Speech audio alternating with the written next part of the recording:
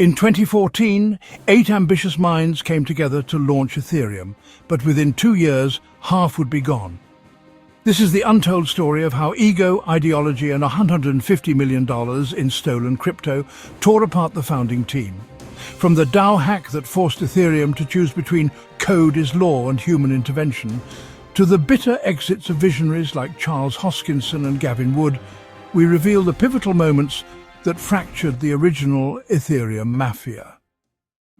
In November 2013, Vitalik Buterin quietly published a document that would disrupt the cryptocurrency landscape. The 19-year-old dropped his Ethereum white paper on a Bitcoin forum, proposing a blockchain that could execute smart contracts, self-operating programs that would automate transactions without intermediaries. This wasn't just another digital currency like Bitcoin. It was an entirely new platform for decentralized applications. The white paper introduced the Ethereum virtual machine, a global computer that could run exactly as programmed without downtime or interference. Buterin envisioned developers building everything from voting systems to financial instruments on this new blockchain. The concept struck a chord in crypto circles where many saw Bitcoin's limitations. Here was a way to make blockchains useful beyond just payments. Gavin Wood, a young programmer who would become Ethereum's chief technology officer, recalled his first reaction to the white paper. "I recognized the potential immediately." The document outlined a system where complex agreements could be written in code and executed exactly as written, without lawyers, courts, or banks. Charles Hoskinson, another early supporter, called it, "The moment I realized crypto could do more than just money." But the white paper was still just theory. Building Ethereum required solving difficult technical problems and bringing together a team capable of executing Buterin's vision. The project attracted an unusual mix of talent: idealistic coders, pragmatic businessmen, and philosophy-minded technologists. Joseph Lubin, a Canadian entrepreneur with Wall Street experience, viewed Ethereum as infrastructure for a new internet. Mihai Alisi, a Romanian crypto journalist, saw it as a tool for social change through decentralized governance. Anthony D. Iorio, an early Bitcoin investor, recognized the financial opportunity. These divergent perspectives would eventually pull the group in different directions. Buterin's original document contained little about governance or economics, key issues that would later divide the team. It focused instead on the technical possibilities of a Turing-complete blockchain. In early 2014, the founders began working from a rented house in Switzerland, turning the white paper into working code. Jeffrey Wilker joined to develop Go Ethereum, Geth, one of the first clients for running nodes. Amir Chetrit helped coordinate technical development. But tensions emerged quickly about Ethereum's organizational structure. Hoskinson pushed for a formal corporate entity that could attract venture capital. Buterin favored a decentralized model through a Swiss non-profit foundation. Wood focused obsessively on the technical architecture, later producing the 88-page yellow paper that formally specified Ethereum's virtual machine. These different priorities foreshadowed later conflicts. The white paper's success created immediate pressure. The Bitcoin community debated whether Ethereum improved upon or threatened Bitcoin's supremacy. Some dismissed smart contracts as unnecessary complexity. Others saw Ethereum as the next logical step for blockchain technology. This external scrutiny forced the team to accelerate development before fully resolving internal disagreements. By February 2014, less than 3 months after the white paper's release, the founders were already planning a crowd sale to fund development. Alisi later reflected that they moved too fast in some areas, particularly governance. "We never properly discussed how decisions would be made." This oversight would have major consequences. The white paper created a shared vision powerful enough to unite 8 strong personalities, but too vague to prevent future divisions. It gave Ethereum its foundational technology while leaving critical questions about power and control unanswered. In the rush to build, these unanswered questions became fault lines that would ultimately fracture the original team. The document's brilliance lay in its technical innovation. Its blind spot was assuming technical purity could overcome human nature. As Ethereum moved from idea to implementation, each founder began interpreting that original vision in their own way, a divergence that started small but would eventually split the team apart.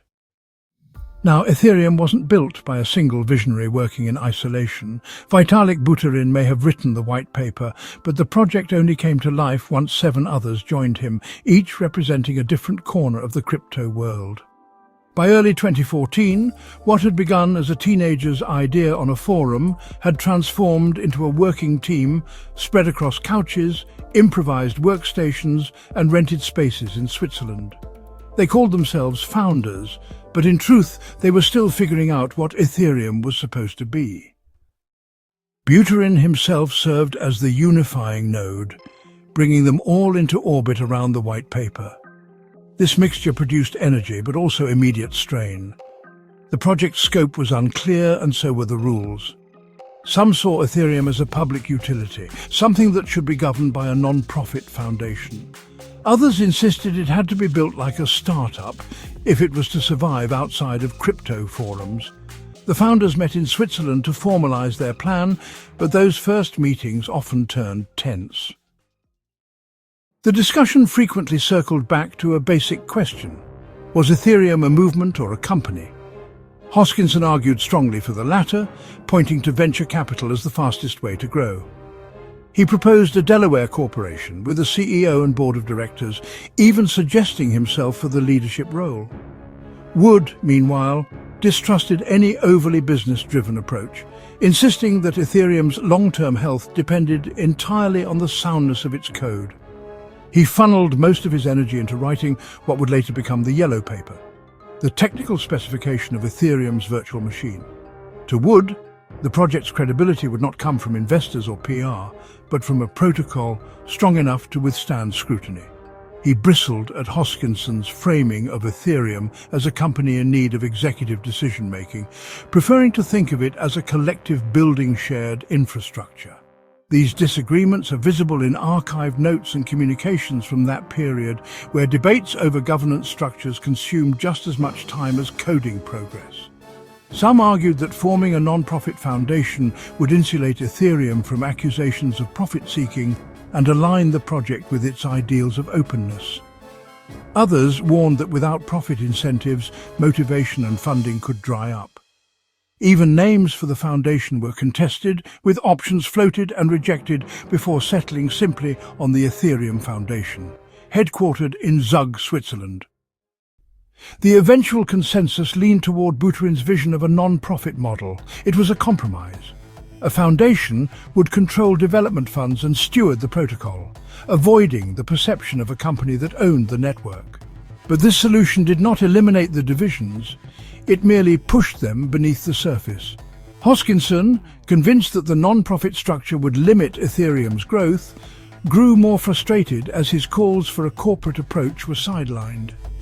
Despite the ideological fights, the team moved ahead quickly with plans for a crowd sale that would fund development. In mid-2014, they launched one of the first major initial coin offerings in crypto history. Supporters could send Bitcoin and receive Ether tokens in return, long before the network itself was live. The event raised around $18 million, at the time a massive amount for a blockchain project.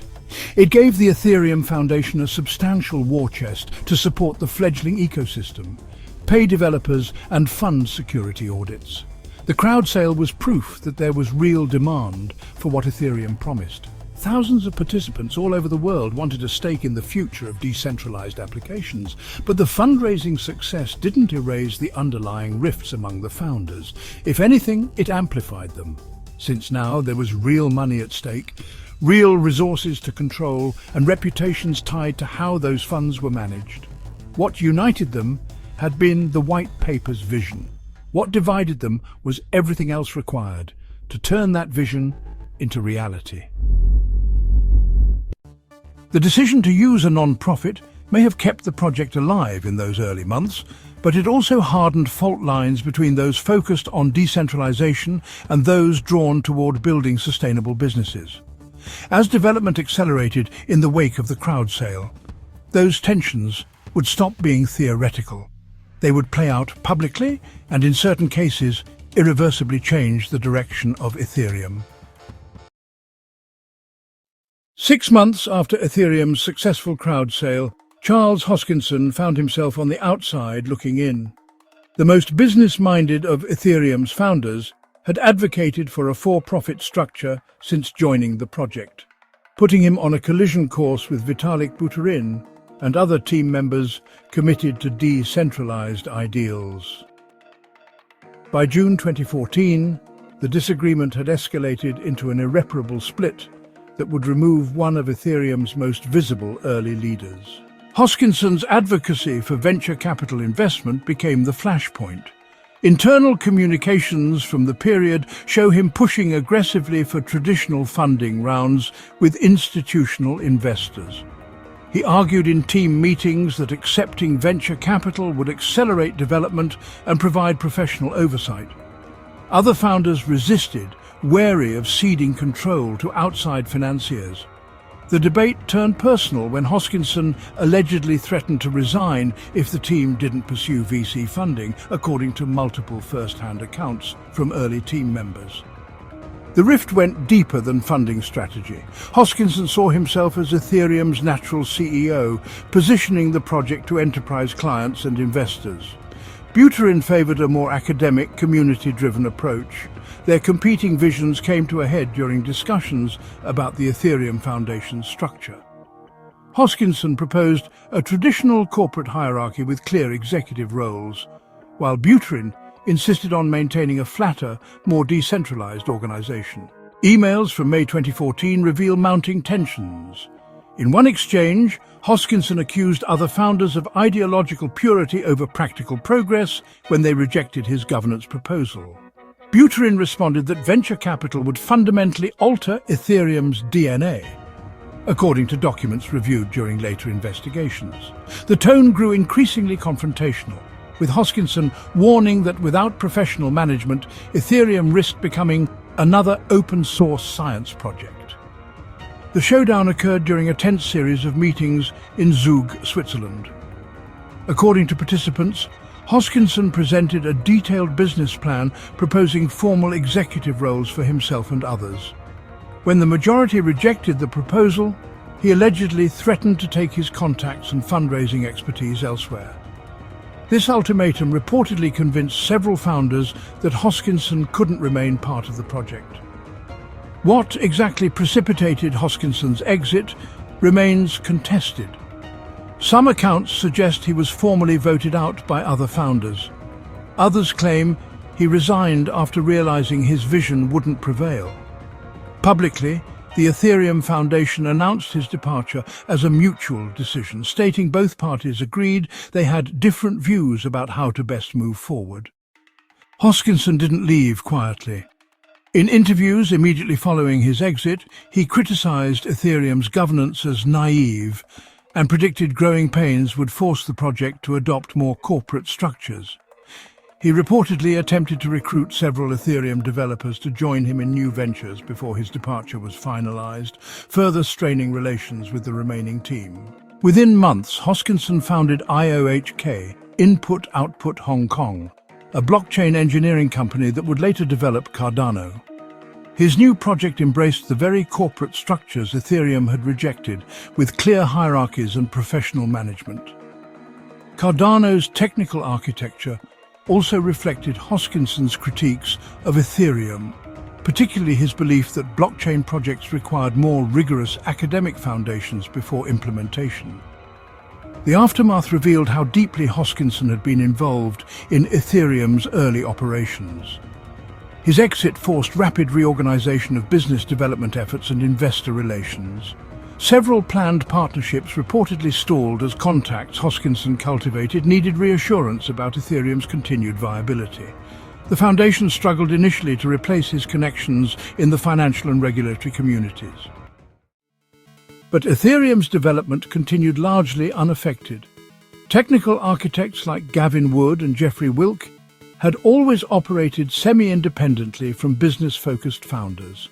The protocol advanced toward its mainnet launch even as leadership reshuffled.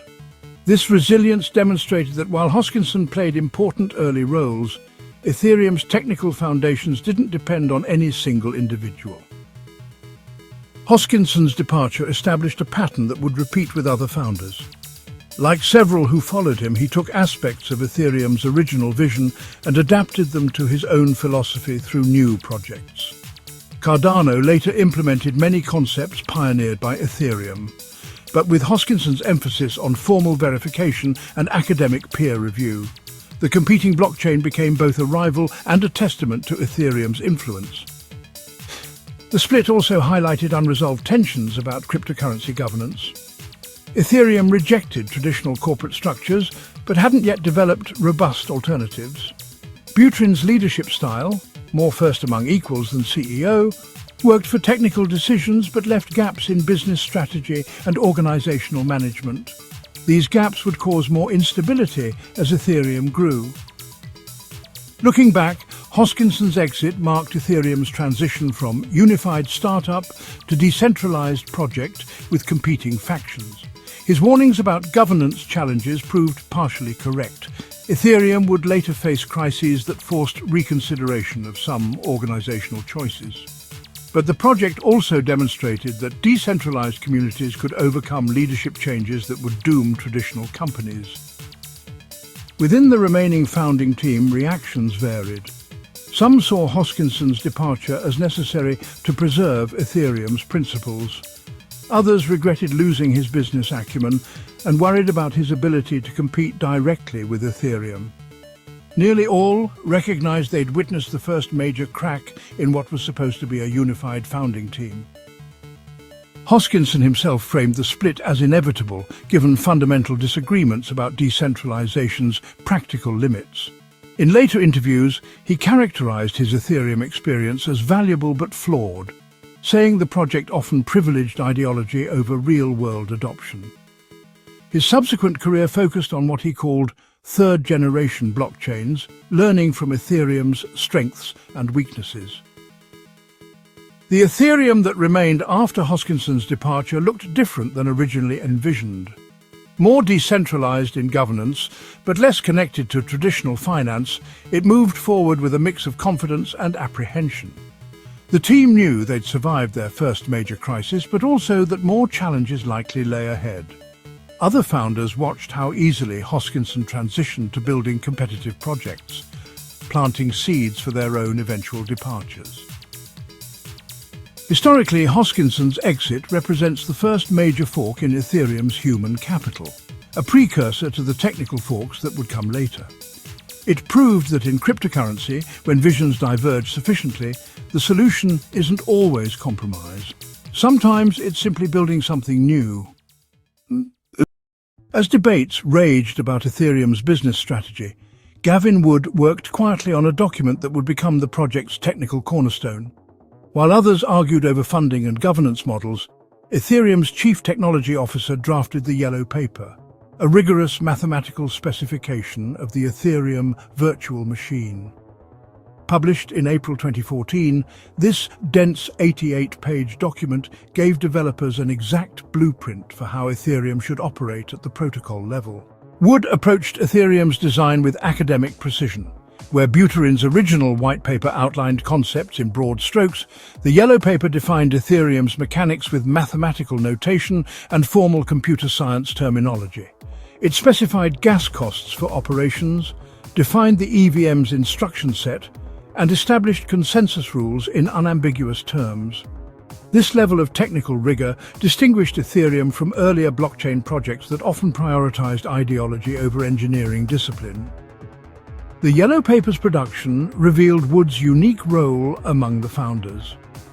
While more business-oriented members focused on fundraising and partnerships, Wood obsessed over technical details that others considered secondary. Team emails show him pushing back against proposals to simplify Ethereum's design for faster implementation. He argued rigorous foundations mattered more than short-term progress, sometimes delaying development timelines to resolve theoretical edge cases. This approach created tensions with founders prioritizing rapid deployment. Joseph Lubin reportedly pressured Wood to accelerate development to satisfy early investors. Charles Hoskinson, before his departure, criticized the yellow paper's complexity as unnecessary for a minimum viable product. But Wood maintained that Ethereum's long-term success depended on getting the fundamentals right, even if that meant slower initial progress. The document's release marked a turning point for Ethereum's developer community. For the first time, programmers outside the core team could understand exactly how smart contracts would execute. The yellow paper became essential reading for anyone building Ethereum clients or writing smart contracts. Its formal specifications allowed multiple independent teams to develop compatible implementations, preventing any single code base from becoming dominant. Wood's work had philosophical implications beyond its technical contributions. By formalizing Ethereum's rules mathematically, the yellow paper embodied the code is law principle that would later spark major debates. It treated smart contracts as unambiguous, self-enforcing agreements rather than flexible legal arrangements. This perspective appealed to decentralization purists, but worried pragmatists who foresaw scenarios requiring human judgment. Technical analyses of the yellow paper reveal its foresight regarding issues Ethereum would later face. The gas pricing model anticipated network congestion problems that wouldn't emerge until CryptoKitties 3 years later. Its treatment of contract storage provided solutions for scalability challenges that remain relevant today. Wood built mechanisms that later allowed Ethereum to transition from proof-of-work to proof-of-stake with minimal disruption. Certain passages also hinted at Wood's growing concerns about Ethereum's direction. Footnotes criticized proposed modifications that prioritized developer convenience over security. Appendices warned about risks from poorly designed smart contracts, predictions that proved accurate when the DAO hack occurred. These sections reflected Wood's belief that blockchain systems should prioritize correctness over ease of use. As Ethereum gained popularity, Wood became increasingly skeptical about its governance. He watched business-oriented founders attract enterprise partners whose needs conflicted with decentralized ideals. Private blockchain initiatives like the Enterprise Ethereum Alliance worried him as potential threats to Ethereum's public chain. Meanwhile, pressure mounted to modify core protocols for commercial applications, changes Wood often resisted as contrary to the yellow paper's original vision. By 2015, Wood began working on concepts that would eventually become Polkadot. His new project addressed perceived limitations in Ethereum's design, particularly around interoperability between blockchains. Polkadot's emphasis on formal correctness and modular architecture represented an evolution of ideas first articulated in the yellow paper. Colleagues noticed Wood devoting less attention to Ethereum development while exploring architectures that took years to implement. The yellow paper's legacy became clear as Ethereum matured. Its rigorous specifications allowed the network to survive technical crises that might have doomed less carefully designed systems. Multiple client implementations based on the document prevented single points of failure. Developers still reference it when debating protocol changes or debugging obscure edge cases. Yet the document also immortalized tensions within Ethereum's founding team. Wood's uncompromising technical standards set expectations that sometimes clashed with practical realities. Business-focused founders struggled to explain yellow paper concepts to non-technical clients and investors. Some ecosystem projects deliberately simplified or modified Ethereum's protocols to meet market demands, decisions that frustrated purists who valued the yellow paper's precision. Wood's eventual departure reflected these diverging priorities. While remaining publicly supportive of Ethereum, he shifted his focus to Polkadot's development. His exit followed a recognizable pattern, founders leaving to pursue visions that Ethereum's compromises couldn't accommodate. Unlike Charles Hoskinson's dramatic departure, Wood's transition occurred gradually as he devoted more time to new technical challenges. The yellow paper remains Wood's most enduring contribution to Ethereum. Later updates by other authors maintained its strict formal style, even as the network evolved beyond its original conception. Current versions still follow Wood's structure when specifying new Ethereum improvement proposals, a testament to how thoroughly his approach shaped Ethereum's technical culture. Looking back, Ethereum's technical robustness owes much to Wood's early insistence on rigorous foundations. The yellow paper prevented fragmentation that could have occurred with looser specifications. Its mathematical precision enabled innovations like smart contract formal verification and Layer 2 scaling solutions. But the document also symbolized choices that some founders ultimately couldn't live with, a pattern that would repeat as Ethereum navigated its identity as both decentralized protocol and commercial platform. By 2016, internal debates about Ethereum's future were intensifying. The DAO hack would soon force uncomfortable questions about whether code is law should remain absolute. Wood's yellow paper had established Ethereum's rulebook, but real-world events would test whether those rules could survive contact with human nature and financial incentives. Ironically, the document meant to eliminate ambiguity created one of crypto's most profound philosophical dilemmas when reality crashed into its pristine theoretical framework. On June 17, 2016, an anonymous attacker began draining funds from the DAO, a decentralized venture capital fund built on Ethereum that had raised over $150 million from thousands of investors. Over the next several hours, approximately $50 million worth of Ether disappeared into a digital black hole. The theft wasn't violent, but executed through meticulously crafted code that exploited a subtle vulnerability in the DAO's smart contract. This wasn't just a hack. It was a crisis that would force Ethereum's community to choose between two irreconcilable philosophies about blockchain's fundamental nature. The DAO had been one of Ethereum's earliest and most ambitious applications. Designed as an investor-directed fund where voting rights matched contribution size, its smart contracts automatically allocated funds to projects approved by token holders. For weeks leading up to the attack, security researchers had warned about potential vulnerabilities in the DAO's recursive call structure. These warnings went largely unheeded until an unknown party began executing what became known as the re-entrancy attack, a method allowing repeated withdrawals before the smart contract could update its balance records. As Ether flowed out of the DAO's wallets overnight, Ethereum's developers scrambled to understand what was happening. By morning, forums like Reddit and Ethereum's developer channels erupted with panic and debate. The attacker had exploited the DAO's code perfectly, technically violating no rules, just using the smart contract exactly as written. This presented Ethereum with an existential question.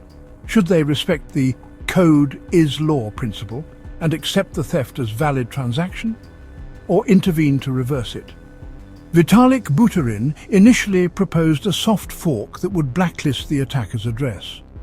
Other developers suggested a more radical hard fork, effectively rewriting Ethereum's transaction history to return the stolen funds. The debate split Ethereum's community along ideological lines. Those favoring intervention argued $50 million in losses could destroy confidence in Ethereum just as it was gaining traction. Purists countered that changing transactions violated blockchain's immutable nature, setting a dangerous precedent. Developer discussions from this period reveal the depth of disagreement. Gavin Wood advocated caution, warning forks could open Pandora's box of governance issues. Jeffrey Wilk supported intervention, stating the community's survival mattered more than ideological purity. Joseph Lubin's consensus team drafted fork proposals while miners debated whether to implement them. The Ethereum Foundation struggled to maintain neutrality as pressure mounted from angry investors. For 5 tension-filled days, Ethereum hovered on the brink. Exchanges suspended Ether trading as prices plummeted.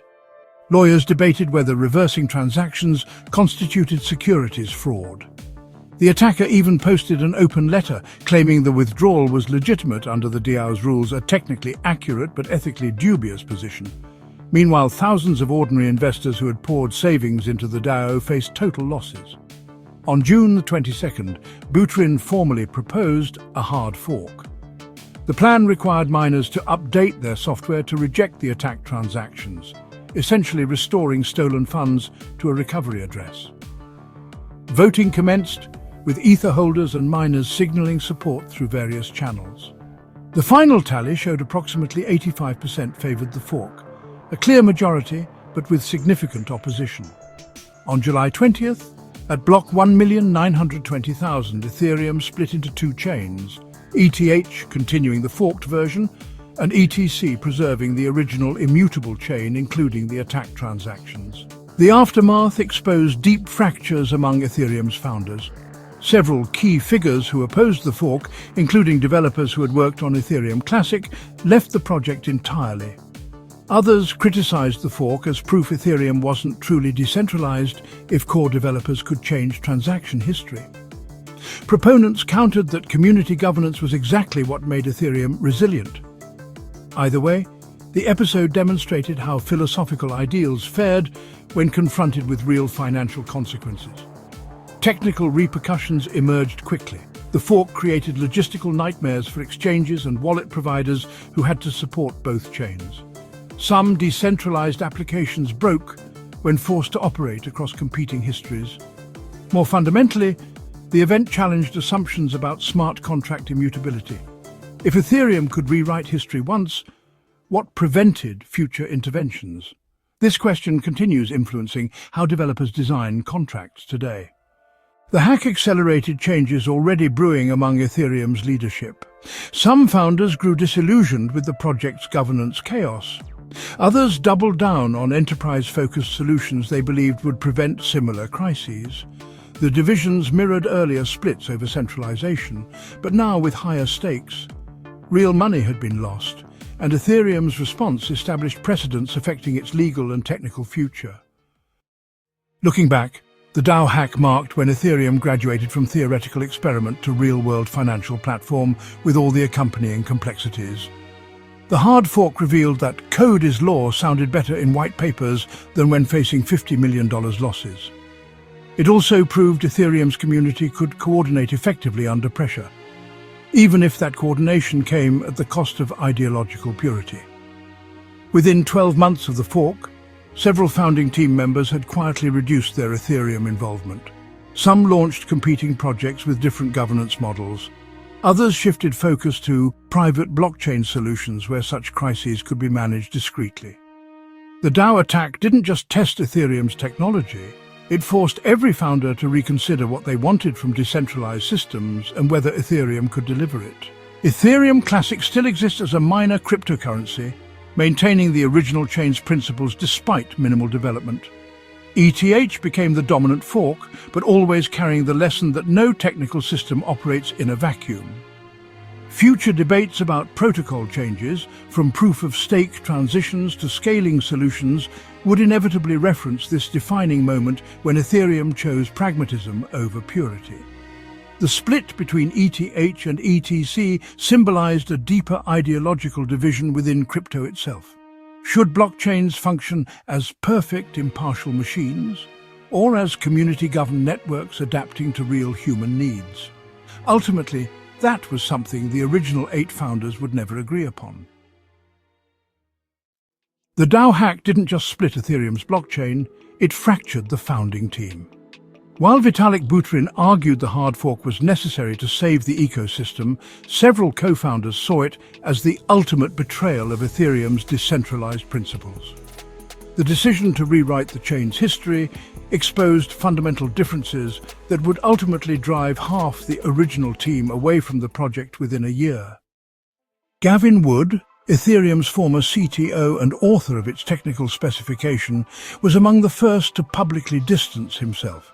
In a 2016 blog post shortly after the fork, Wood wrote that Ethereum was no longer the system I originally designed. His concerns went beyond the DAO reversal. He saw Ethereum drifting towards centralized decision-making with core developers and the foundation wielding disproportionate influence. By early 2017, Wood had stepped back from active Ethereum development to focus on parity technologies, which would become the foundation for his new project, Polkadot. Polkadot's design directly addressed Wood's frustrations with Ethereum. Unlike Ethereum's single-chain architecture, Polkadot positioned itself as a blockchain of blockchains, emphasizing interoperability between networks and formal governance mechanisms. Wood built in on-chain voting and treasury systems, creating what he called a more mature form of decentralized governance. This stood in stark contrast to Ethereum's informal processes that had led to the contentious DAO fork. Anthony D'Iorio, Ethereum's early financier and one of its most public-facing figures, also began reducing his involvement. While he remained nominally involved with the Ethereum Foundation until 2018, D'Iorio shifted focus to his venture studio Decentral and the Jaxx wallet. His departure was less about ideological differences and more about pursuing new opportunities, but it removed another stabilizing presence from Ethereum's early days. Jeffrey Wilke, who had led development of the critical Go Ethereum client, quietly stepped back in 2017. Unlike Wood's public critique, Wilke never framed his reduced role as a protest, but his timing coincided with other departures. Without fanfare, he handed over maintenance of Geth to new developers and focused on gaming projects. His exit left Ethereum's technical foundations increasingly in the hands of developers who joined after the original vision had taken shape. Mihai Alisi, co-founder of Ethereum's Swiss entity and editor of Bitcoin magazine, had been drifting away even before the DAO hack. His project Akasha represented an early experiment in decentralized social media, but by 2016 he was spending more time on that than Ethereum core development. The DAO controversy accelerated his departure. Alisi later said it marked the moment Ethereum compromised on its ideals. Amir Chetrit, often the most enigmatic founder, disappeared from Ethereum circles entirely by late 2016. Initially involved in business development, Chetrit had reportedly clashed with other team members over commercialization strategies. His LinkedIn profile shows no mention of Ethereum after 2015. An unusually clean break compared to other founders who leveraged their Ethereum association for new ventures. By mid-2017, only 2 original founders remained deeply involved with Ethereum: Vitalik Buterin, Joseph Lubin, and a handful of early developers who joined slightly later, like Vlad Zamfir. This exodus wasn't just about personnel changes. Each departing founder took pieces of Ethereum's original vision and reinterpreted them elsewhere. Wood built Polkadot as a more governance-focused chain. D'Iorio pursued wallet infrastructure, while Alisi experimented with social applications. The departures created an unexpected consequence. They turned Ethereum into a proving ground for competing ideologies. Where the founders disagreed on governance, scalability, or decentralization, their new projects became living experiments testing different solutions. Polkadot's sharded architecture, Cardano's research-driven approach, and Consensys's enterprise focus all represented roads not taken by Ethereum itself. These fractures also changed Buterin's role. With fewer co-founders to challenge him, he became Ethereum's undisputed ideological leader, a position that sometimes put him at odds with the remaining community when making unpopular decisions. The days of 8 equals debating Ethereum's direction were over, replaced by a clearer hierarchy. As these founders built new projects, they didn't just walk away, they became competitors. Wood's Polkadot would later attract developers frustrated with Ethereum's scaling timeline. Hoskinson's Cardano positioned itself as the academic alternative. Even in absence, the departed founders continued shaping Ethereum by forcing it to differentiate itself from their visions. The DAO hack revealed more than a security flaw. It exposed how fragile Ethereum's founding coalition had become. What began as a tight-knit group united by Buterin's white paper had splintered under the pressures of growth, money, and philosophical differences. By 2018, Ethereum's original team looked less like a collaboration and more like a network of rivals, each carrying forward different fragments of the same revolution. Their departures cleared space for new voices in Ethereum's ecosystem, but also set patterns that would repeat for years. Technical disagreements leading to forks, debates over decentralization versus pragmatism, and founders leaving to build competing visions. The DAO was just the first crisis to drive people away. Soon, scaling battles would push even more developers to reconsider their allegiances. While other Ethereum founders were leaving or scaling back their involvement, Joseph Lubin was constructing something far more ambitious than any single blockchain project. The former hedge fund quant-turned-crypto entrepreneur had quietly incorporated Consensus in Brooklyn just months after Ethereum's 2015 launch.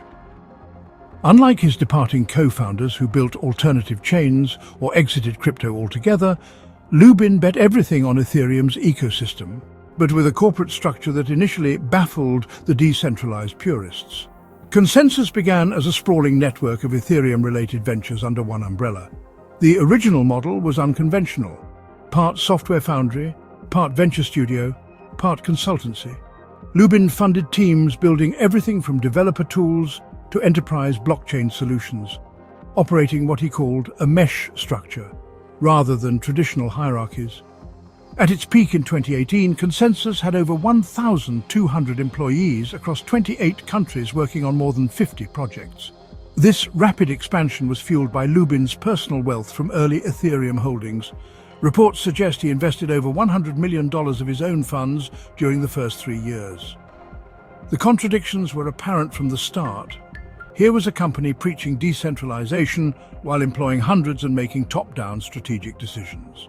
Lubin's Wall Street background showed in Consensus's early focus on financial applications, including partnerships with banks that made some Ethereum purists uncomfortable. Critics noted the irony of former Goldman Sachs executives running workshops about dismantling traditional finance. Yet this pragmatism attracted serious institutional interest that eluded more ideologically rigid crypto projects. Major validation came in 2018 when Consensus secured investments from legacy finance giants. JP Morgan partnered with Consensus to develop Quorum, its enterprise blockchain platform. MasterCard collaborated on cross-border payment solutions. Microsoft integrated Consensus Infura blockchain API into its Azure cloud services. These deals demonstrated that Lubin's strategy of bridging crypto and conventional finance worked, even if it meant dancing with the very institutions Ethereum was supposed to disrupt. Financial disclosures revealed the delicate balance Consensus maintained. Revenue streams included traditional consulting services for Fortune 500 companies alongside open-source software development. Some projects like MetaMask and Infura became critical infrastructure for Ethereum's decentralized apps, while others, like Uport and Grid, plus targeted specific enterprise use cases. Critics argued this mixed model created conflicts. Could Consensus truly support permissionless innovation while taking checks from centralized corporations? The contradictions peaked during crypto winters. When Ether's price crashed in 2018, Consensus underwent multiple restructures, laying off staff while spinning out certain projects as independent startups. Former employees described the company constantly renegotiating its identity, one day presenting as a radical decentralization advocate, the next as a compliant enterprise vendor. Somehow, Lubin kept expanding his influence even as competitors faltered.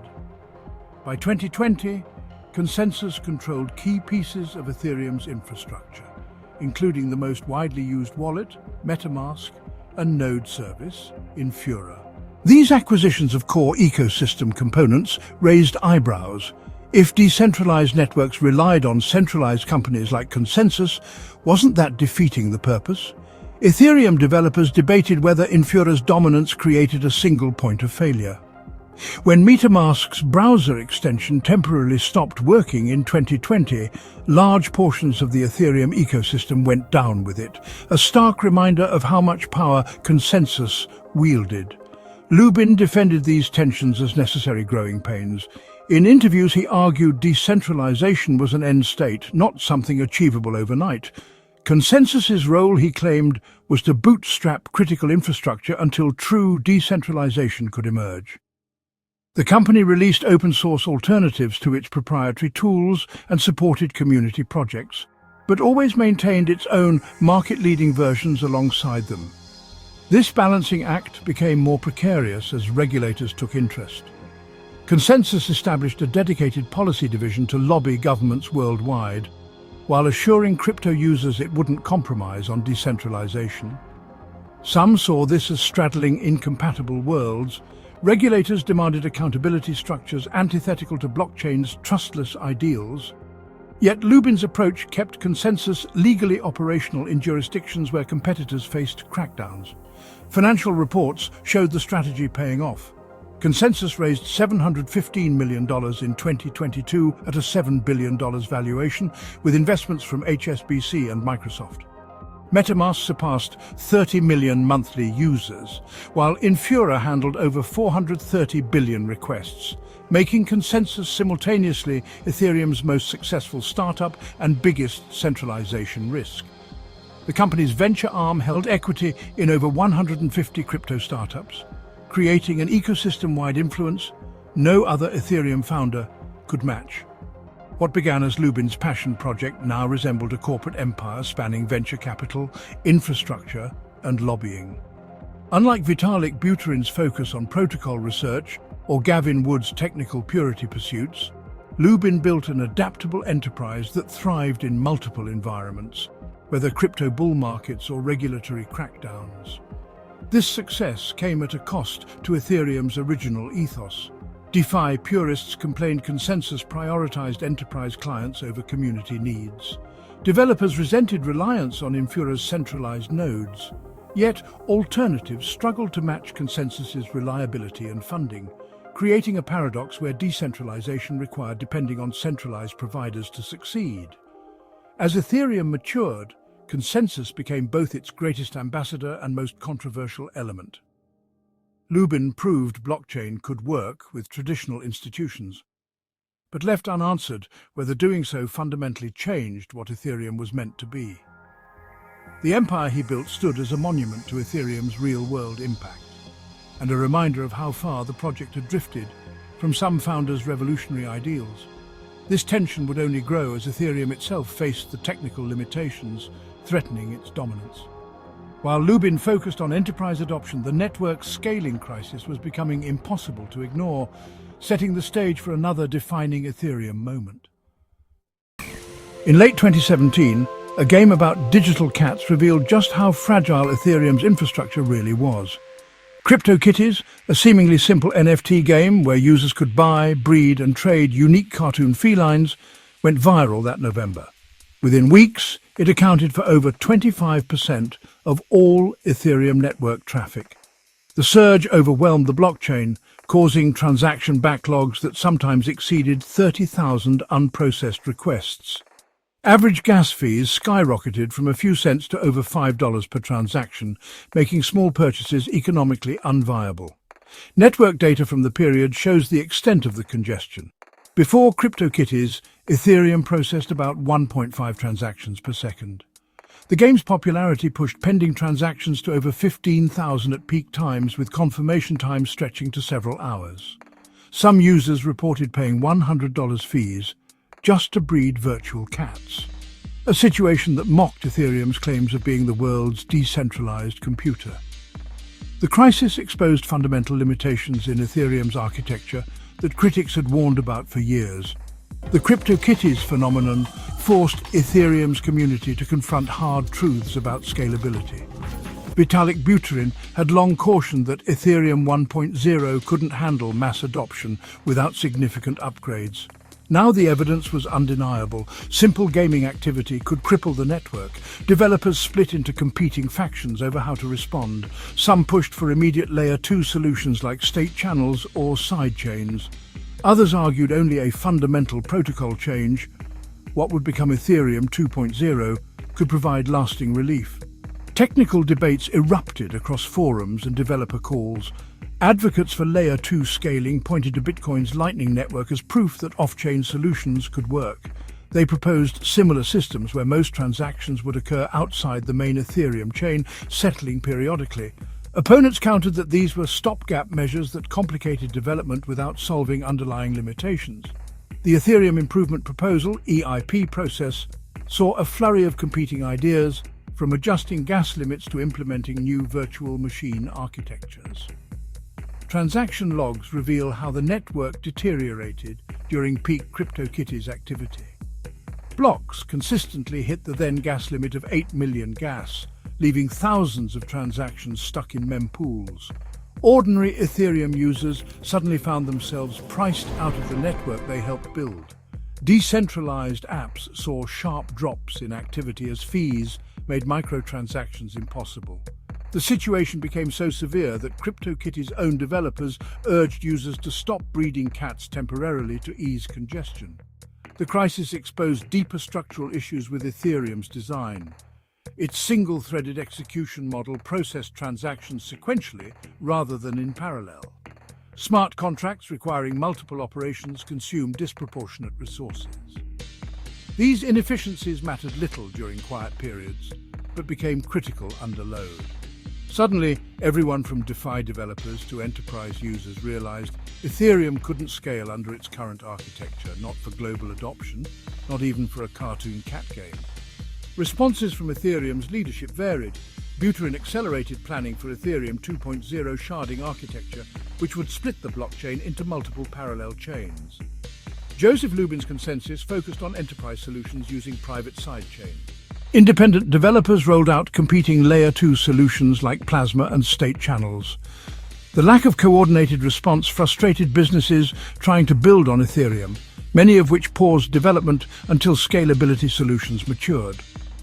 Financial analysts noted broader market impacts. As Ethereum clogged, alternative smart contract platforms like EOS and Tron gained traction by promising higher throughput. Ether's price dipped as traders questioned whether Ethereum could maintain its first-mover advantage. Inside the Ethereum Foundation, engineers raced to implement temporary fixes like dynamic gas limits while working on long-term solutions.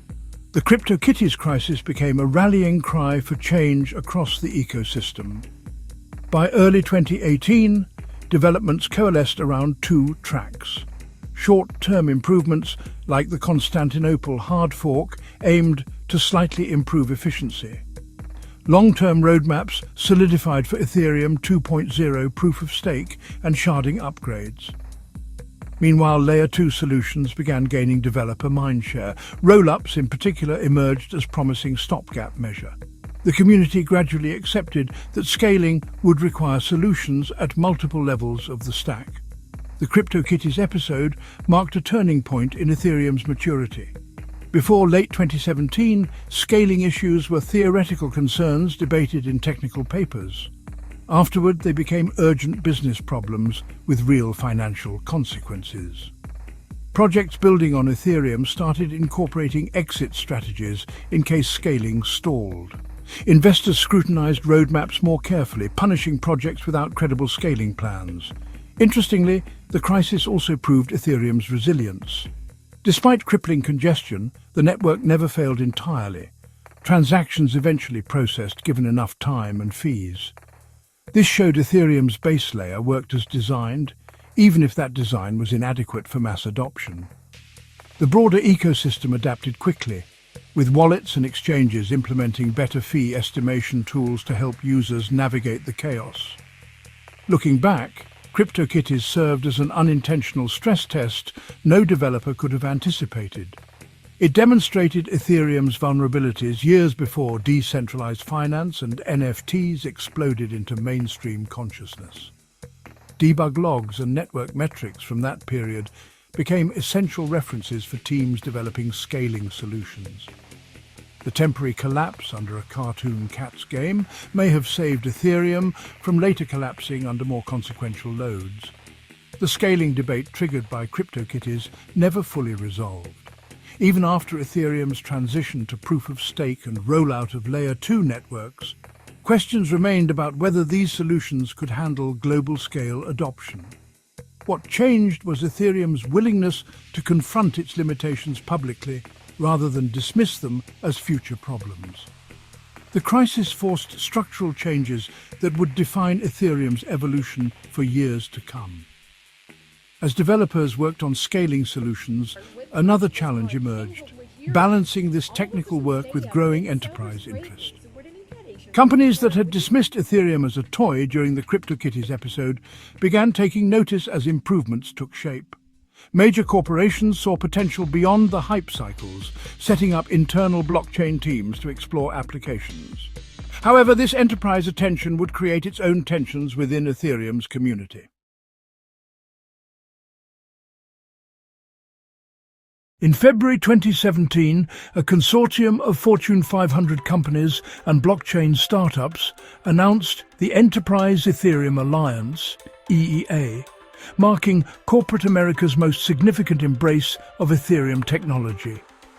Founding members included JP Morgan, Microsoft, Intel, and over 24 other firms spanning banking, tech, and consulting. The organization's launch signaled that Ethereum had moved beyond crypto enthusiasts into mainstream enterprise consideration, but it also reopened old wounds about Ethereum's identity.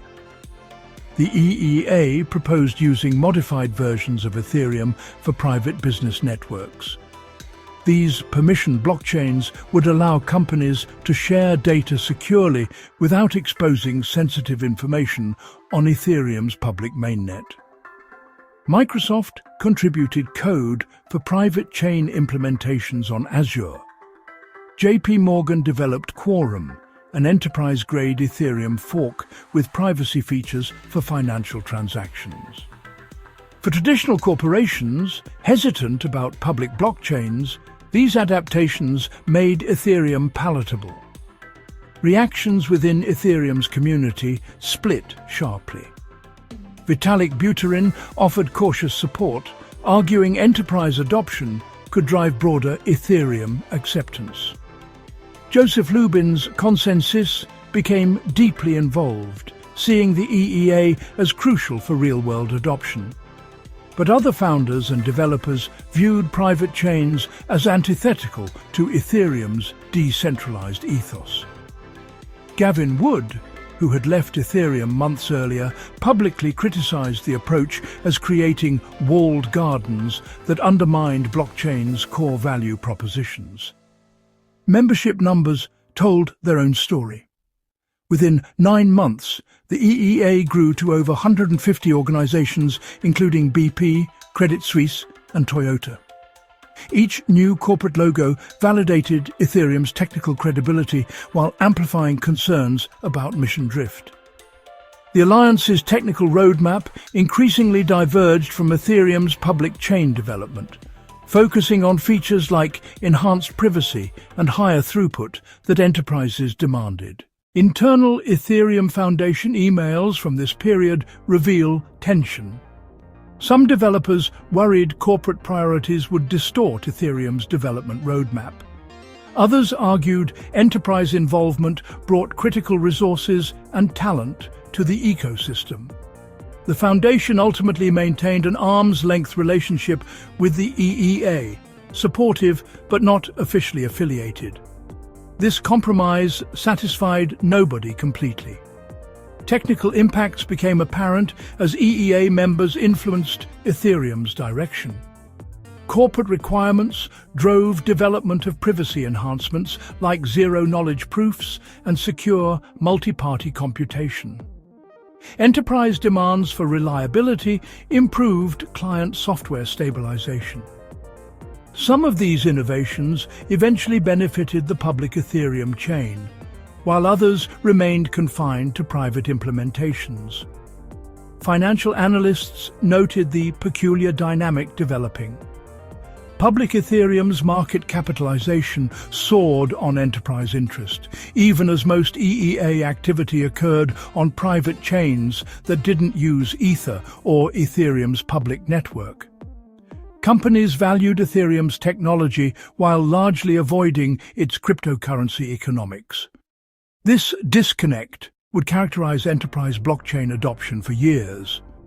The EEA's growth highlighted organizational differences between corporations and Ethereum's community. Enterprises wanted clear roadmaps, defined governance, and accountable leadership. All foreign concepts to Ethereum's decentralized ethos.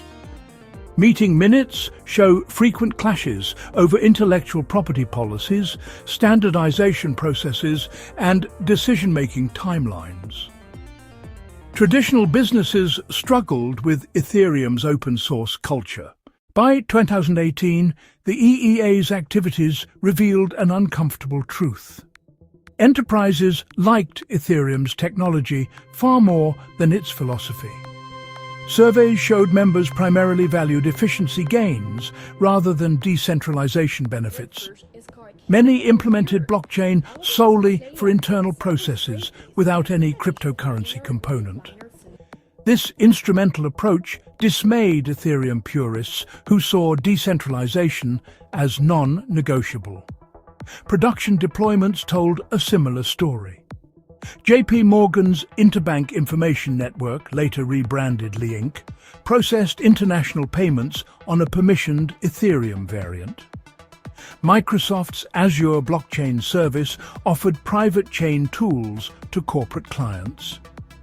These implementations deliberately avoided Ethereum's public infrastructure, creating parallel enterprise ecosystems. Developer communities split along ideological lines. Some embraced enterprise work as a pragmatic path to adoption and funding.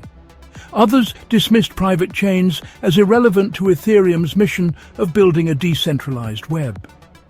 GitHub activity showed divergence between public chain developers and those working on EEA-aligned projects. The EEA's existence forced Ethereum to confront fundamental questions. Could public and private chains coexist without compromising decentralization? Would enterprise involvement provide cover from regulatory crackdowns or invite more scrutiny? Most pressingly, did Ethereum need corporations more than corporations needed Ethereum? Financial disclosures revealed asymmetrical benefits. While companies gained blockchain expertise through EEA participation, their contributions to Ethereum's core protocol were minimal. Corporate engineers rarely contributed code to public Ethereum clients. Sponsorship dollars flowed more to private consultancies than public good projects. By 2019, the EEA's limitations became clear. Many early pilot projects failed to scale beyond prototypes. Some members quietly deprecated their blockchain initiatives. Yet the organization persisted, evolving into a standards body for enterprise blockchain implementations. Its lasting impact was cementing Ethereum's architecture as the default choice for corporate distributed ledger projects, even if those projects bore little resemblance to Ethereum's public chain. The EEA experience left Ethereum's community divided about corporate involvement. Purists saw wasted effort distracting from core decentralization goals. Pragmatists argued enterprise validation boosted Ethereum's entire ecosystem. This philosophical split would recur during later debates about regulation, protocol changes, and scaling priorities. Perhaps the EEA's greatest legacy was demonstrating Ethereum's adaptability. The same technology could power radically different visions, from anonymous decentralized applications to know-your-customer-compliant enterprise systems. This flexibility became both Ethereum's strength and its ongoing identity crisis.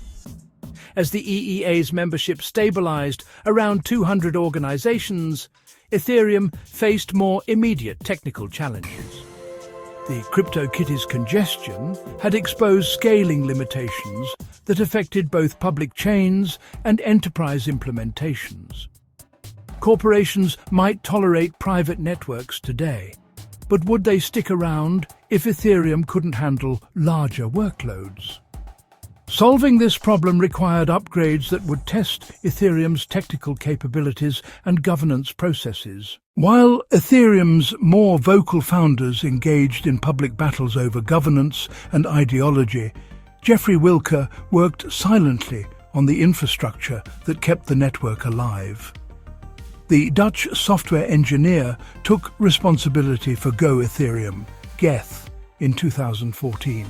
the protocol implementation that would become Ethereum's most widely used client.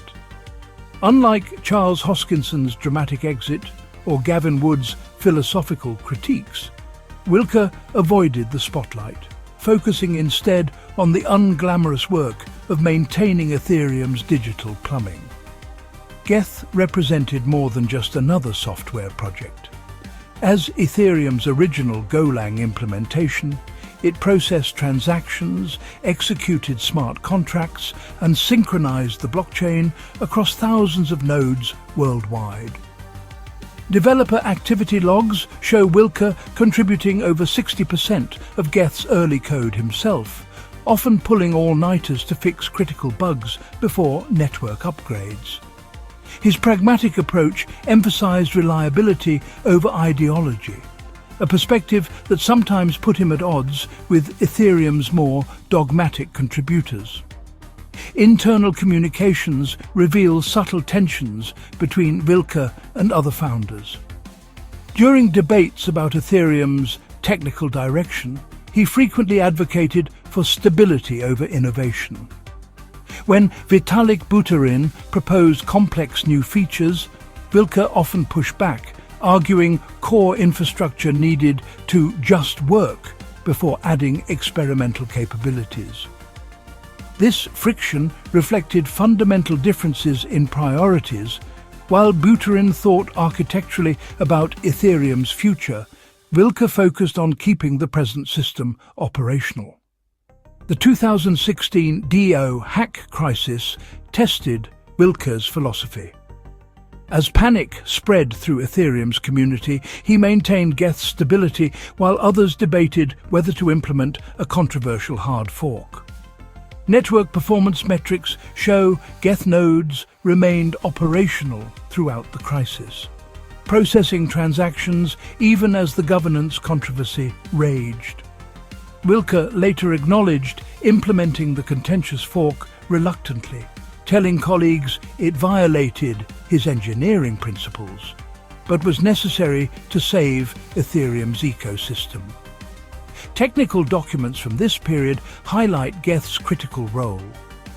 It accounted for over 68% of Ethereum nodes during the network's early years, making it the de facto standard implementation. Wilke's meticulous attention to performance optimizations gave Geth significant advantages over alternatives: faster synchronization times, lower memory usage, and better garbage collection. These unsexy improvements proved vital as Ethereum's transaction volume grew beyond early projections. Wilke's background in game development influenced his approach. Before Ethereum, he created the gaming engine Grimoire, where he mastered the art of performance-critical software. That experience translated directly to Geth's architecture, evidenced by his focus on efficient memory management and concurrent processing. Ethereum developers noted how game development's frame rate mentality shaped Wilke's intolerance for bottlenecks or lag in Geth's operations. Financial pressures added complexity to Wilke's work. Unlike some founders who leveraged Ethereum's success for new ventures, Wilke remained primarily focused on Geth's maintenance, a role that offered little monetization potential.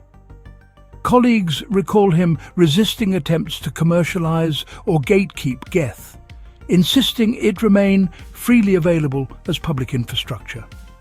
This principled stance limited his financial upside, but earned respect among Ethereum's developer community. The 2017 CryptoKitties congestion provided another test. As transaction fees skyrocketed and the network slowed, Wilke led efforts to optimize Geth's transaction processing.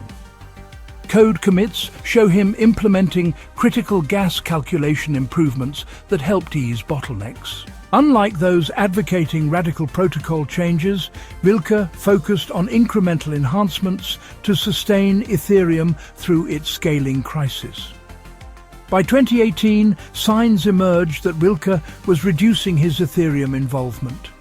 he began transferring Geth maintenance responsibilities to a broader team of developers. His GitHub activity became less frequent, with longer gaps between major contributions. There was no dramatic exit, just a gradual shift in focus toward new projects in gaming and computer graphics.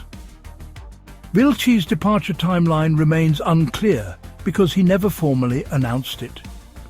GitHub repositories show his last major Geth commit occurred in mid-2019, though he occasionally reviewed code into 2020.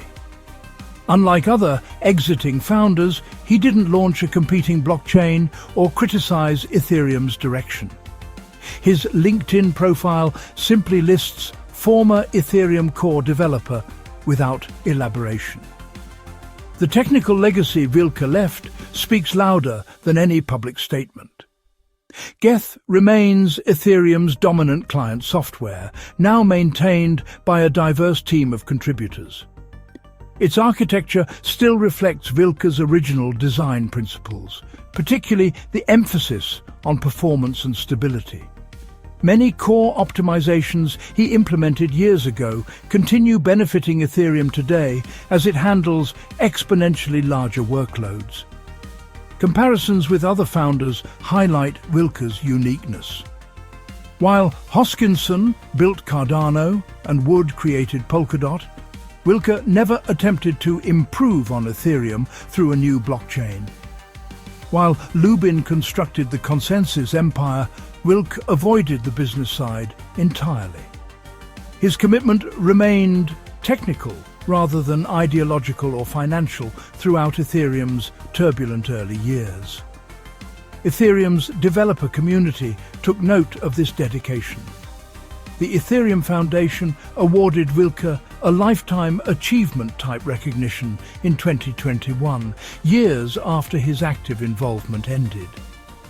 Fellow engineers credited him with setting standards for clean, efficient code that subsequent developers emulated. Even founders who clashed with Vilka publicly acknowledged Geth's irreplaceable role in Ethereum's survival. Vilka's story contrasts sharply with typical Silicon Valley narratives. There was no glory-seeking, no bitter exit, no corporate maneuvering, just years of disciplined work on essential infrastructure, followed by a quiet departure. This lack of drama may explain why his contributions receive less attention than those of more confrontational founders. The technical challenges Ethereum faced by 2020 dwarfed those Vilka had navigated. Scaling solutions like sharding and proof-of-stake required radical architecture changes far beyond Geth's original scope. Perhaps recognizing this, Vilka had already transitioned Geth's stewardship to developers better equipped for Ethereum's next evolution. His legacy wasn't speeches or enterprises, but code that continued functioning flawlessly long after he stepped away. Few could have predicted that a Dutch game developer would become one of Ethereum's most indispensable figures. Vilka proved that blockchain's history isn't just about visionary ideologues. It's also about the engineers who turn those visions into working systems beneath the radar of public attention. While others debated decentralization's future, he ensured Ethereum's present kept running. As Ethereum prepared for its most ambitious upgrade yet, the transition to proof-of-stake, Geth remained at the network's operational core. The software Vilka built would need to evolve beyond his original designs, just as Ethereum itself was evolving beyond its founders' early expectations. After years of internal conflicts and competing visions, the network faced a technical challenge unifying all participants, scaling to meet demand without sacrificing security or decentralization. The summer of 2020 marked a turning point for Ethereum that few could have predicted. In just 3 months, the total value locked in decentralized finance protocols skyrocketed from $1 billion to over $10 billion. Compound launched its governance token, triggering a wave of yield farming that saw users flock to platforms like Uniswap and Aave. This wasn't just growth. It was an explosion that would redefine Ethereum's purpose and test its limits. At the heart of this revolution was Uniswap, an automated market maker that allowed anyone to trade tokens without middlemen. Within weeks of its V2 launch, daily trading volumes surpassed $100 million. MakerDAO, Ethereum's pioneering stablecoin platform, saw its DAI supply double in a matter of months. The founders watched as their creation became the backbone of an entire parallel financial system, one where lending, trading and derivatives operated without banks or traditional institutions. Vitalik Buterin called it the most interesting thing to happen in crypto since Bitcoin. But others in the original team grew uneasy. The strain on Ethereum's infrastructure became immediately apparent. During peak activity, transaction fees sometimes exceeded $50, pricing out ordinary users. Network congestion meant simple trades could take hours to confirm. Gavin Wood, by then focused on Polkadot, publicly questioned whether Ethereum could scale to meet demand without compromising its decentralization. Meanwhile, Joseph Lubin's Consensus rapidly expanded its DeFi portfolio, backing projects like MetaMask and Infura that became critical infrastructure. The divide between Ethereum idealists and pragmatists widened as DeFi's success created new dilemmas. Data revealed staggering patterns. At one point, just 10 addresses controlled over 50% of all governance tokens in major DeFi protocols. This concentration of power directly contradicted the decentralized ethos Ethereum was built upon. Anonymous developers launched vampire attacks, siphoning liquidity from established platforms with token incentives. The original founders split over whether this was healthy competition or parasitic centralization. Some, like Anthony Di Iorio, warned of regulatory risks as billions flowed into unaudited smart contracts. Others saw DeFi's messy growth as proof of Ethereum's resilience. The numbers told a clear story. By December 2020, DeFi's total value locked hit $15 billion, just 6 months after crossing $1 billion. Over 1.2 million unique addresses interacted with DeFi protocols that year. Yet Layer 1 alternatives like Binance Smart Chain began gaining traction by offering lower fees, forcing Ethereum to confront its scaling limitations head-on.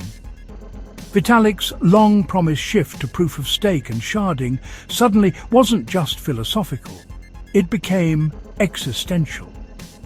Security breaches compounded the pressure. The $25 million DForce hack and $8 million BZX flash loan attacks exposed vulnerabilities that reminded everyone of the DAO. Unlike 2016, though, there would be no bailouts this time. DeFi's code is law ethos meant victims often lost funds permanently. This brutal accountability became both a selling point and a point of contention among Ethereum's fracturing founder group. By 2021, DeFi had birthed entirely new financial primitives, from algorithmic stablecoins to on-chain insurance markets. Uniswap's monthly volume briefly surpassed Coinbase's.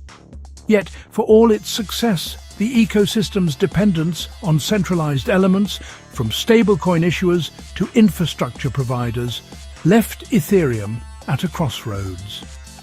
The very protocols meant to democratize finance were recreating hierarchies in new forms, with Ethereum's founders now spectators to the revolution they'd set in motion. As gas fees topped $200 during peak demand, even die-hard supporters acknowledged Ethereum couldn't remain unchanged. The network that once struggled to host crypto kitties now underpinned a $100 billion financial ecosystem. This tension between adoption and principles would define Ethereum's next chapter, one requiring technical solutions as radical as the white paper that started it all. On September 15, 2022, Ethereum executed the most technically complex upgrade in cryptocurrency history. After 7 years of development, the merge transitioned Ethereum from energy-intensive proof-of-work to proof-of-stake consensus, completing a process that began in Vitalik Buterin's original vision for Ethereum 2.0. The switch cut Ethereum's energy consumption by an estimated 99.95%, addressing long-standing environmental concerns while fundamentally changing how the network reached agreement on transactions. The technical challenges behind the merge were staggering. Engineers had to seamlessly combine Ethereum's existing execution layer with the new beacon chain proof-of-stake system, without disrupting billions of dollars in DeFi protocols, NFTs, and other smart contracts operating on the network. Testnets ran for over 2 years as developers simulated every possible failure scenario. Final preparations included contingency plans for multiple potential disasters, from chain splits to validator attacks that could destabilize the new system. Reactions from Ethereum's original founders reflected their diverging philosophies. Vitalik Buterin called the merge a big step toward Ethereum's long-term security and scalability. Charles Hoskinson, now leading rival blockchain Cardano, dismissed it as too little too late, pointing out Cardano had launched with proof-of-stake years earlier. Gavin Wood's Polkadot took a middle position, acknowledging the technical achievement while suggesting Ethereum still lagged in scalability. Joseph Lubin's Consensus played a crucial role, with its Infura and MetaMask products ensuring smooth transitions for applications and users. Implementation data revealed the upgrade's precision. The merge occurred at block 15,537,394 with no network downtime. Users and applications noticed only slightly faster block times. Over 40,000 validators were already staking ETH when the switch occurred, securing the network with approximately $20 billion worth of cryptocurrency. The transition reduced Ethereum's annual energy use from roughly 78 terawatt-hours, comparable to Chile's national consumption, to just 0.01 terawatt-hours, silencing critics who had attacked proof-of-work's environmental impact. Not everyone celebrated the change. Some mining operations that had invested millions in specialized ETH mining hardware faced obsolescence overnight. A small faction of proof-of-work loyalists forked Ethereum to create ETHW, arguing decentralized consensus required energy expenditure. This rival chain attracted minimal developer or user interest, demonstrating overwhelming community support for proof-of-stake. Even Bitcoin maximalists begrudgingly acknowledged the technical accomplishment, though they maintained proof-of-work's superiority for Bitcoin's specific use case. The merger's success had immediate repercussions across the crypto industry. Regulators who had criticized proof-of-work's energy use needed to re-evaluate their stance on Ethereum. Institutional investors previously hesitant about environmental, social, and governance (ESG) concerns began viewing Ethereum more favorably. Ethereum's inflation rate dropped from approximately 4% annually to under 1%, making ETH significantly more scarce than Bitcoin for the first time in history. technical analysis highlighted remaining challenges. The merge improved energy efficiency but didn't solve Ethereum's scalability limitations. Average transaction fees still fluctuated between $2 to $15 during peak periods. Developers stressed that upcoming upgrades like sharding would address throughput separately. Some DeFi protocols experienced minor hiccups as they adjusted to subtle changes in block timing and gas calculations, though no major disruptions occurred. Security considerations shaped post-merge developments. Proof of stake introduced new attack vectors like validator coercion or slashing penalties for misbehavior. The concentration of staked ETH among a few large providers like Lido and Coinbase raised decentralization concerns. At one point, just 4 entities controlled over 50% of staking power. Ethereum's community debated whether these risks outweighed proof-of-work's familiar security model. Market reactions were surprisingly muted, considering the upgrade's significance. ETH price action showed modest gains in the weeks following the merge, though this likely reflected broader crypto market conditions rather than direct upgrade impacts. Derivatives markets had priced in the transition months in advance, preventing volatile speculation. The calm response signaled maturity. Investors viewed the merge as an expected milestone, rather than a speculative catalyst. For Ethereum's founders, the merge marked another divergence point. Buterin remained focused on Ethereum's roadmap, while others like Lubin expanded enterprise applications through consensus. Founders who had departed years earlier used the occasion to contrast their projects' approaches. Hoskinson emphasized Cardano's academic rigor. Woods highlighted Polkadot's interoperability solutions. The technical achievement unified Ethereum's current community while underscoring how far its original creators had drifted apart. The upgrade's most lasting impact may have been restoring confidence in Ethereum's ability to execute complex transitions. After years of delays, the flawless merge demonstrated Ethereum's development teams could deliver on ambitious promises. This credibility became crucial as attention turned to next-phase upgrades like proto-dank sharding and full roll-up integration. Enhancements that would determine whether Ethereum could handle global-scale adoption. Environmental benefits extended beyond energy reduction. The merge eliminated approximately 110 million tons of annual carbon dioxide emissions previously generated by Ethereum mining. Corporate sustainability officers who had forbidden blockchain projects due to climate concerns began reconsidering Ethereum-based solutions. Even legacy media outlets that typically criticize cryptocurrency acknowledged the environmental significance of eliminating Ethereum's carbon footprint overnight. Few could have predicted in 2015 that Ethereum would successfully transition consensus mechanisms while supporting hundreds of billions in economic activity. The merge proved blockchain networks could evolve fundamental attributes without catastrophic disruption, a lesson with implications far beyond cryptocurrency. Traditional financial systems watched closely as Ethereum demonstrated how to upgrade mission-critical infrastructure in public view while maintaining integrity. With the merge complete, Ethereum entered a new technological era.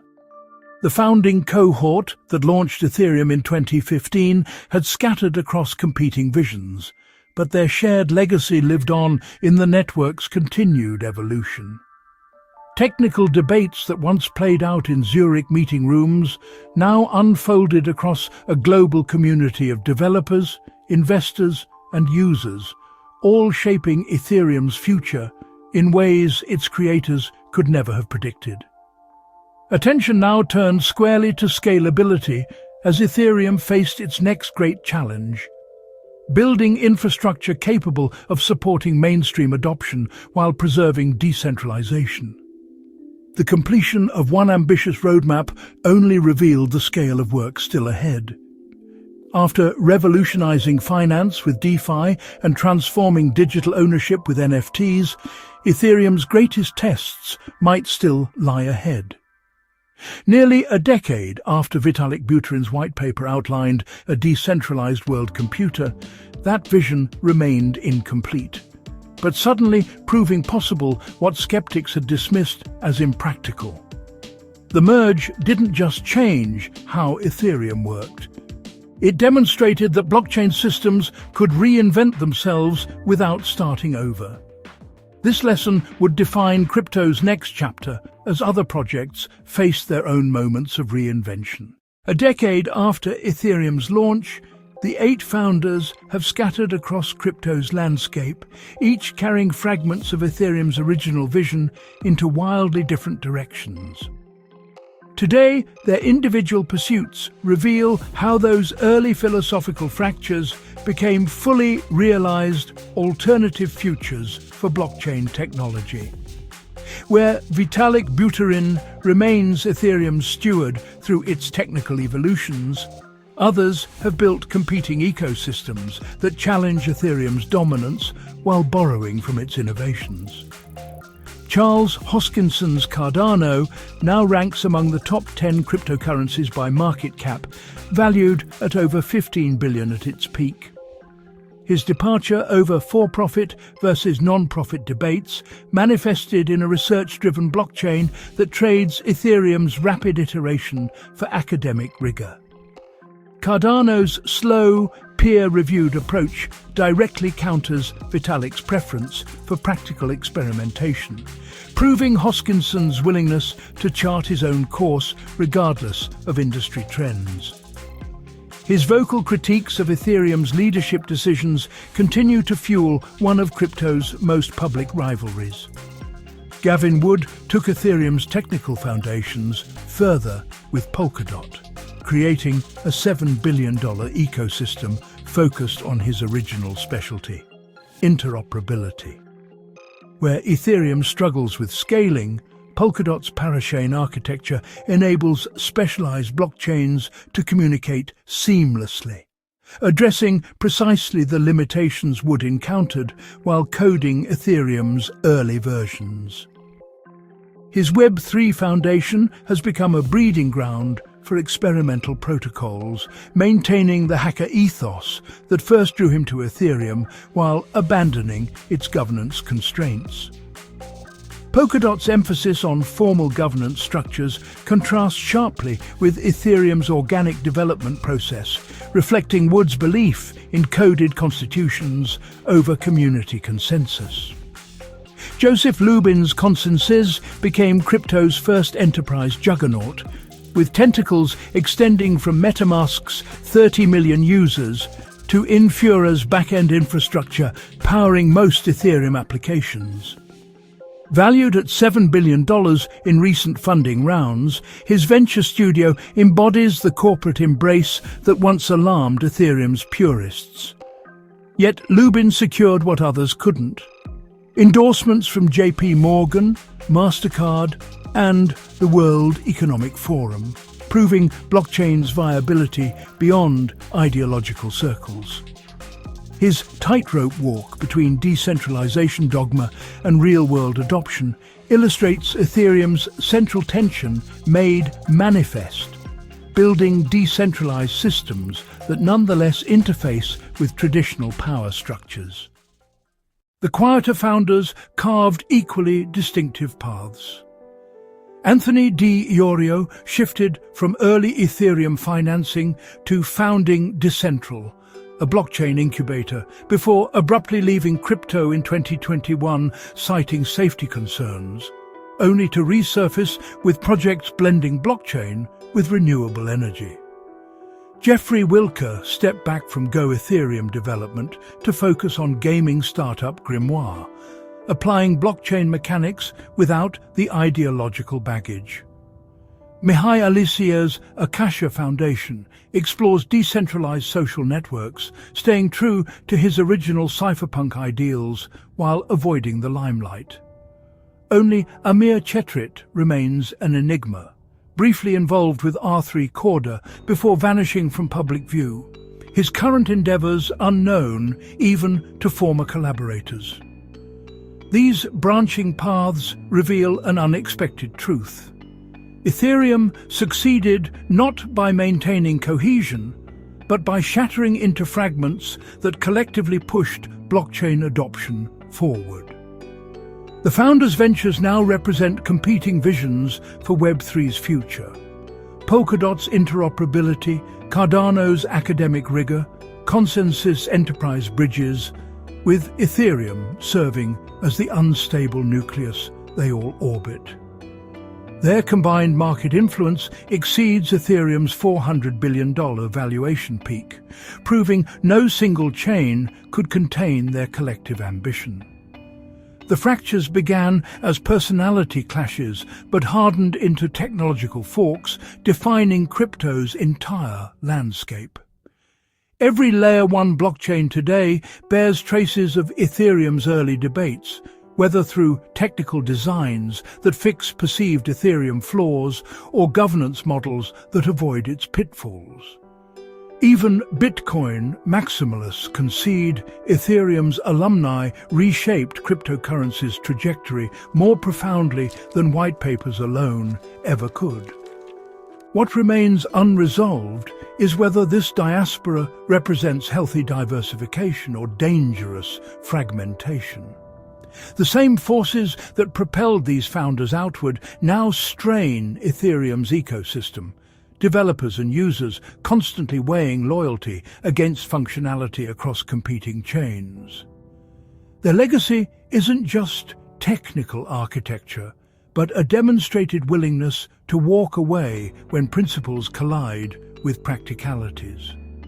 For blockchain's next generation, the Ethereum Mafia offers conflicting lessons. The virtues of collaboration and the necessities of dissent, the power of shared vision and the inevitability of splintering when that vision encounters reality. Their ongoing influence ensures no dominant blockchain will emerge without inheriting fragments of those early Ethereum battles, whether in its governance model, technical compromises, or community tensions. The experiment continues, but the experimenters have long since left the original lab. The story of Ethereum's founders isn't just about technology. It's a blueprint for how ideological clashes shape industries. What began as 8 people collaborating on a white paper became a defining struggle between decentralization and pragmatism. Their disagreements birthed rival blockchains, enterprise alliances, and competing visions for Web3. The tension between Vitalik's idealism, Hoskinson's ambition, and Lubin's empire-building continues to influence crypto today. These founders proved that open-source projects aren't immune to human conflict. The battles over governance, scaling, and ethics determined Ethereum's evolution. Their legacy shows that in blockchain, code may be law, but people still write the rules.